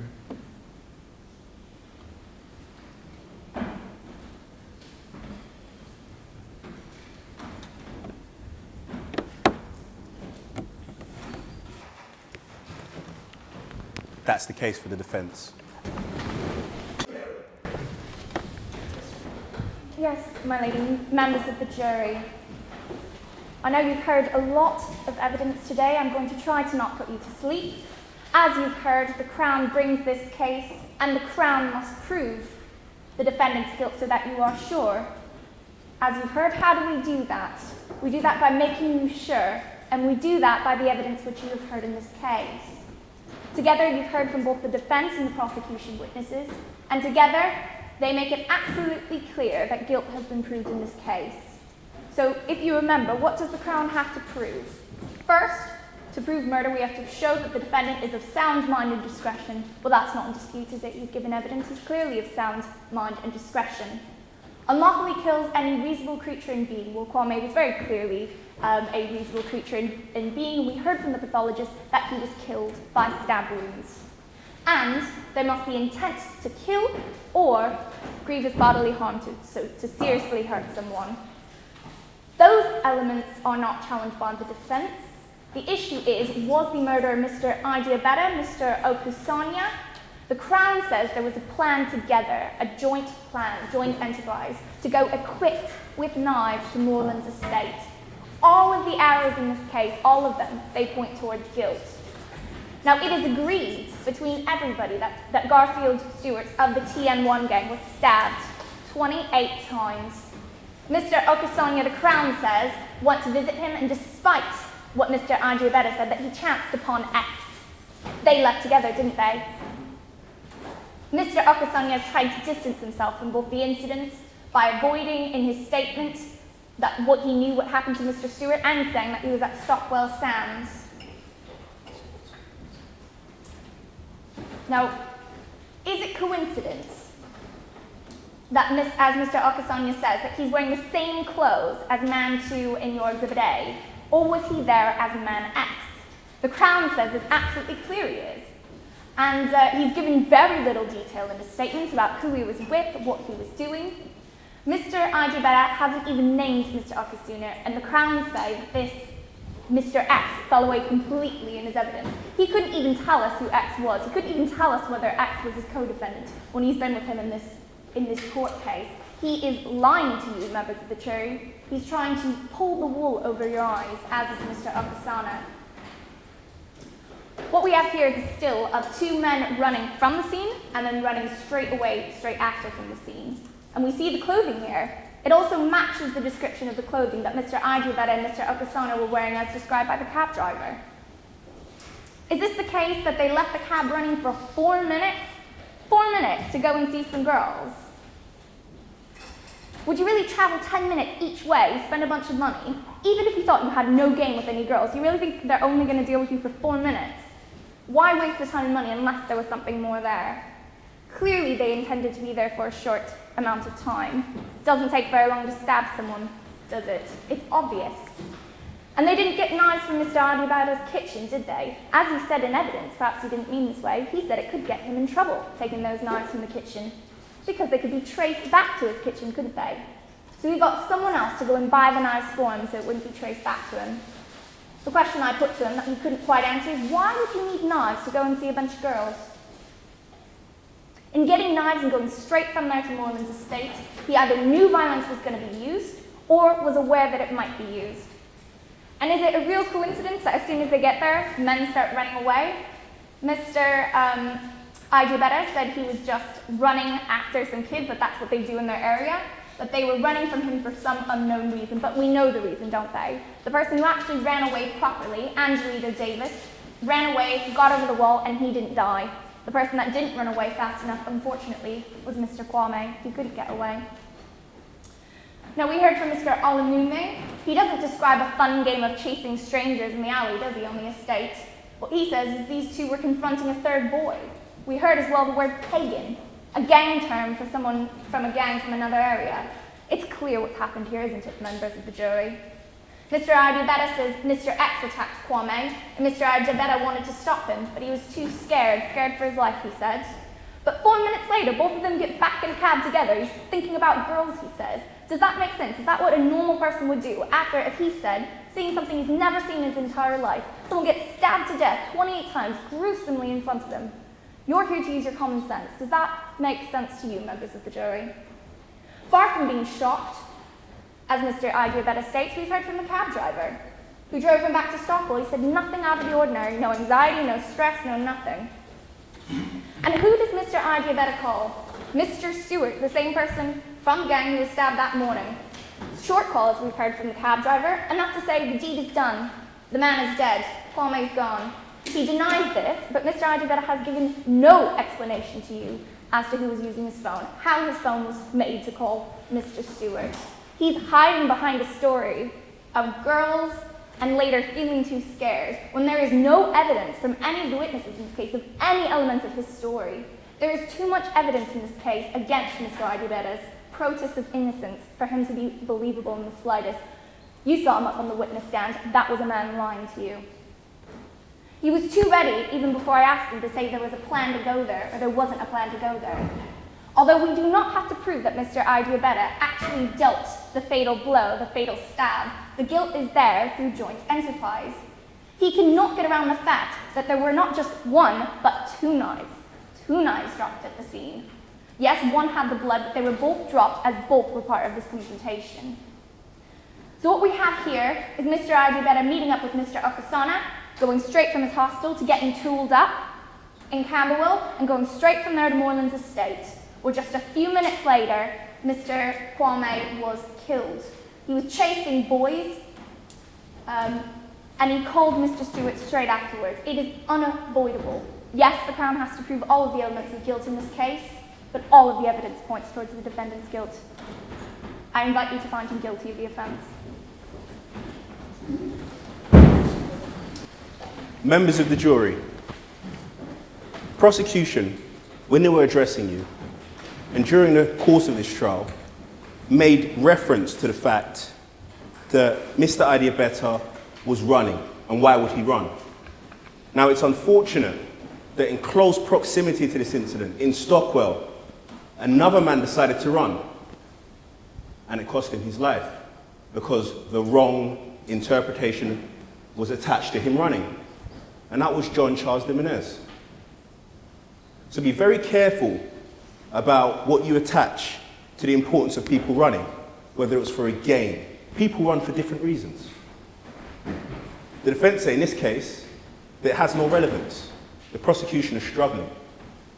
And the defense will establish the difficulties that they have with this case and demonstrate that they're in fact struggling. This case isn't about rushing to any judgments or any conclusions.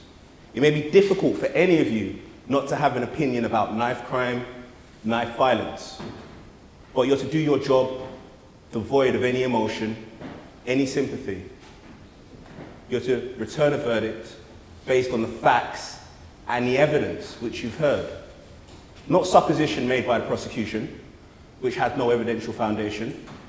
The prosecution in their address said to you that, knives were dropped. Nobody gave evidence to that effect. Their expert gave evidence about items that were given for examination. The expert couldn't say who may have handled those items. I asked that question specifically, and the expert couldn't say. So for the prosecution to get up to you and say, well, they were dropped, by whom? Angelito may have dropped them. We know there were a number of people at the scene. May have been the reason why he was running. He dropped his weapons. That's why he ran. Supposition. Now, the importance of not rushing to conclusions is that this case isn't about presumptions or assumptions. In fact, it is about presumptions. And it's a presumption of innocence. Now, when this trial started, you may have looked at Mr. Eyewitness and thought, I wonder if he fits the part. I wonder if he did it. And you may have come to some conclusions about him based on how he looked and what you may have known about his background. You may have done the same in respect of me. But this case is about the presumption of innocence. And that means the man in the dock is presumed innocent until and unless the evidence overwhelms and takes away that presumption. So at the point in time when he gives evidence, the presumption still applies. The time of his arrest, when he says, come off me, rude boy, the presumption still applies. Only until you've considered all the evidence and you decide, and you take that away. Not what the prosecution says. Now let's look at the case. Prosecution have to prove murder. And the way they do it in this case is by virtue of establishing joint enterprise. They have to prove, one, that he was either involved as one of the parties. Why can't they prove that? They don't know who the stabber was. There is no evidence. They have the murder weapon, but they can't forensically link that weapon to anybody. In fact, there's evidence of only one weapon being used. The inference, you might think, is that it's only one attacker, as opposed to two. The second way they prove murder by virtue of joint enterprise is that there was some form of encouragement Well, the evidence that was heard by the eyewitness walking by, despite hearing the words pagan, he may have heard the word stop. Someone saying stop, using your word of experience, that would indicate that they're not part of what's going on. The defense say prosecution struggled to establish it under that limb. The final limb is that Mr. Adiabeta knew that something was going to happen, but then something else did, and that he knew that that was a possibility. Mr. Adiabeta's case is that he was only there for girls. And from your experience of the world, young men are very stupid when it comes to looking for girls. And unfortunately, it gets them into all sorts of trouble. It may be the case that you come to the conclusion that in fact, that was the result of him being in this situation, him not thinking correctly. And it's something that even the greatest and most powerful men in history have fell foul of. Perhaps in most recent times, Bill Clinton. Men not necessarily thinking and acting logically when it comes to the opposite sex. Now, reference was made in relation to his behavior when he got into the car. Shock. People act differently. It's very easy for the prosecution to say to you that, well, you know, why didn't he behave like this? Why didn't he behave like that? People always will speak about what they would have done in a particular situation until it happens. Some of you will think back to your own lives and, you know, may have said to someone, how could you find yourself in that particular situation? I wouldn't have done that. And when a situation arises, you have a eureka moment and say, I understand. And it may be the case that as a result of not expecting to see someone stabbed, being with the stabber, that he was immobilized. There's a phrase called fight or flight, that when people are fearful or in states of shock, they have one of two actions. They either run away or they can't move. You may come to the conclusion that that may be an explanation for his behavior in the cab. Why he was calm or appeared to be calm. Why he didn't appear to respond or do anything in a particular nature. Now, he gave evidence. He didn't have to give evidence. The prosecution have to prove this case. And in fact, it doesn't even matter if you believe his evidence because he doesn't have to prove anything. The prosecution have to satisfy you so that you are sure. If you think probably, maybe, might be, that's insufficient. You have to be sure. And he gave evidence. You might think that living in the community, and you heard evidence where there are stabbings on a weekly basis, that a young man living in that area may be reluctant to name a stabber. It's a matter for you as to whether or not that gives you a contextual understanding as to why he didn't want to name Mr. X. Prosecution say that Mr. X is Mr. Okinsanya. Where's the evidence? They rely on the still footage, but there's no identification that can be made on those images. The images don't even show the incident.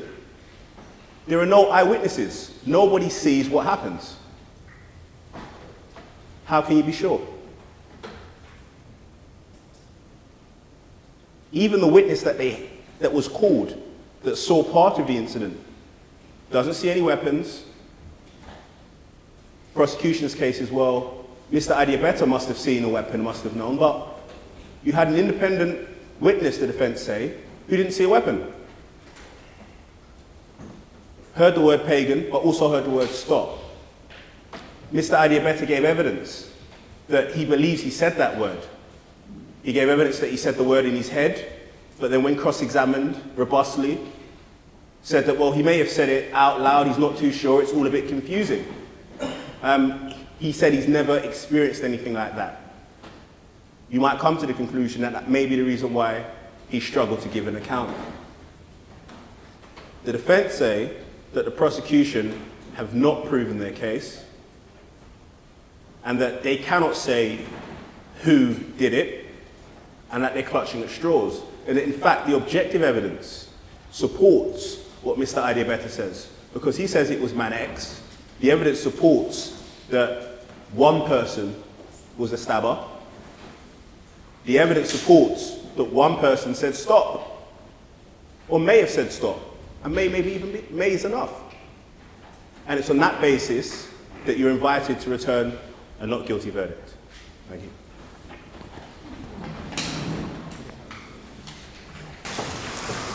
Ladies and gentlemen of the jury, on the 2nd of March 2012, Cadet Alfonso Azaro was 17 years old when at approximately 5:30 in the evening he lost his life by being stabbed numerous times, but the chief heard from the pathologist 5 of those stab wounds, both to his left and right, on his back, were fatal. At the time, this defendant was a Videographer who was also 17 years old.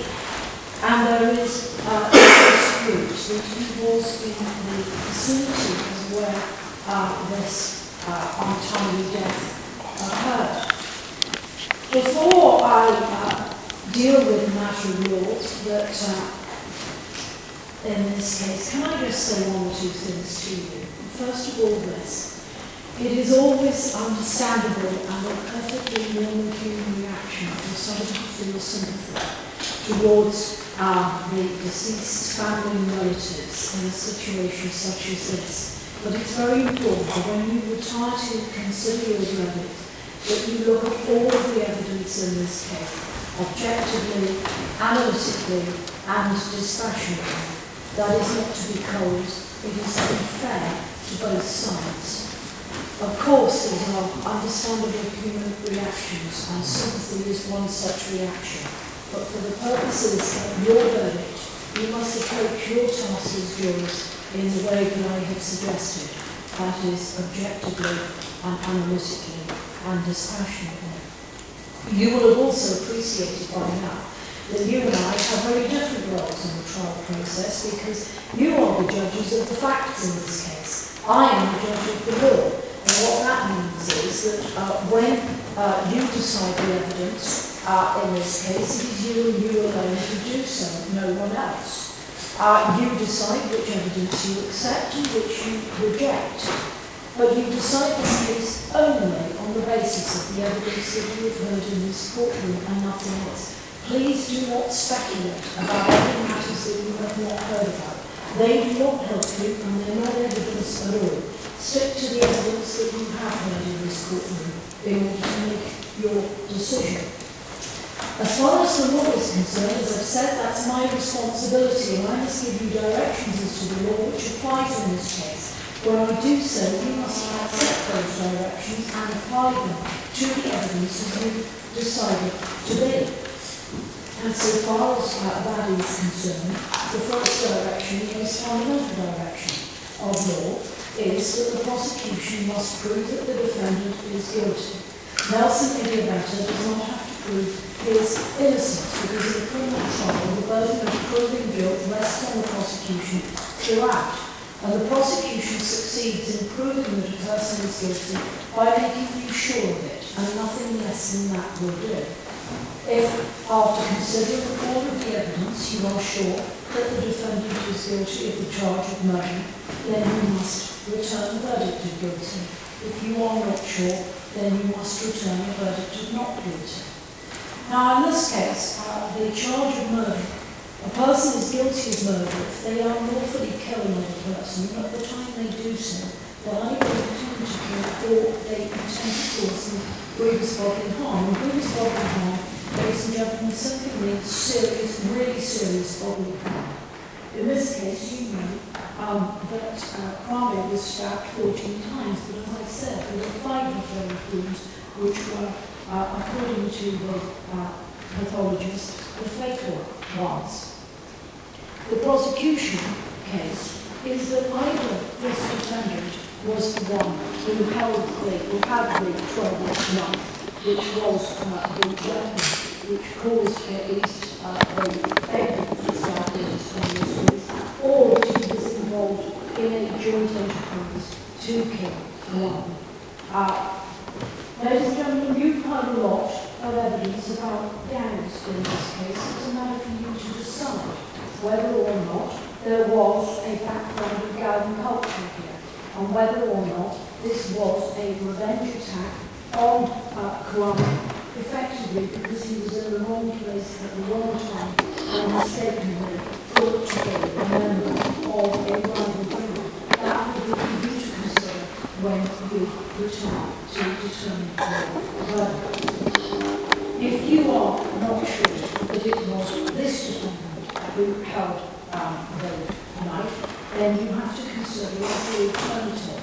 What the prosecution says is that this defendant was involved in a joint enterprise to either kill or to commit really serious bodily harm against Kwame. And a joint enterprise simply means an agreement to offence. And a person is part of a joint enterprise if they agree to participate in the crime and at the time they intend the crime to be carried out. And so far as joint enterprise is concerned, people can play different roles in the commission of the crime and still be guilty of it. Let me give you a very simple example of what I mean. Two people can agree to commit a burglary. One person stands outside as a lookout, while the other person goes in to steal items inside. The fact that one goes in and takes the items doesn't mean that they're the only person guilty of the burglary, because the person, provided that they are in agreement that they are going to commit the offence of burglary and they intend that the person going in is there to steal another person's property, then even though they haven't actually set foot through the door, they're still guilty of the crime of burglary, because they have intended that the crime be carried out and they have played a part in it. And so, ladies and gentlemen, it is a matter for you to look at the evidence here and to determine whether either this defendant was involved in the sense of being the attacker or that he was involved in your enterprise. And when you look at the evidence, you've heard it all today. I do not intend to reverse the evidence. It's for you to consider all of it. But you may wish to consider whether or not the prosecution is making sure, first of all, that this defendant was a member of the gang, or secondly, what was the reason that he was in the area. Was he in the area, as the prosecution suggests, to take revenge of an attack that occurred earlier in that day in Garfield Stewart, or was he in the area or was he all making of being in the area for the reasons that he was going to in his evidence? Why had Mr. Antidote gone to the hospital? Was it because he was going to see another friend? Or was it a coincidence that Mr. Garfield Stewart was there and that Mr. Antidote had met up with another at that hospital and informed him about Garfield Stewart? The matter for you to consider. Again, as far as the connection between this defendant and Mr. Garfield Stewart is concerned, it will be for you to consider. The prosecution suggests that there is a direct connection, and you can be sure that through the mobile phone telephone that was made to Mr. Garfield Stewart from the defendant's mobile phone very shortly after the incident at which Kwame lost his life. And how do you, ladies and gentlemen, to consider at the end of the day? You know, because that one of the things that did occur at the time of the incident was that somebody shouted out the word pagan. Apparently, it means the one of the gang when you're in territory. It's not clear who said that, but it's a matter of game for you to consider in the context of what is going on. Well, ladies and gentlemen, as I've said, since you are the judge of the facts in this case, I'm not going to some who are so exactly credible, who don't have to do it for you. But what I must tell you is this, that when you return to consider your verdict, you must strongly believe the verdict you are all agreed, that is a unanimous. Should any of you have heard of something called the injunction verdict, should that time occur, I will have you back in court and I will give you further directions. But when you return now, you must strike each verdict on which you are all agreed. You must also select a foreman, that can be a man or a woman, somebody who is going to show you the operation, who also will be the person who will announce the verdict once the time reached up. And so, ladies and gentlemen, once the jury verdicts have been sworn, I will ask them to judges. Can members of the jury please stand and follow the usher.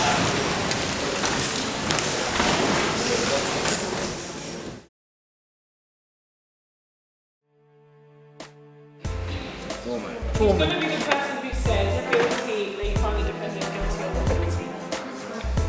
Is that okay? Okay, so think about what you've heard. Okay, someone who is saying unlawfully kills and intends to either kill that person or cause serious harm to that person as a result of what they've done. Okay, that's the definition of murder. How many of you, from what you've heard today, how many of you are sure that the defendant is guilty? Just stick your hand up if you think that you should return a guilty verdict, because I counted the not guilties. Nice and high, nice and high. But some people haven't put their hands up.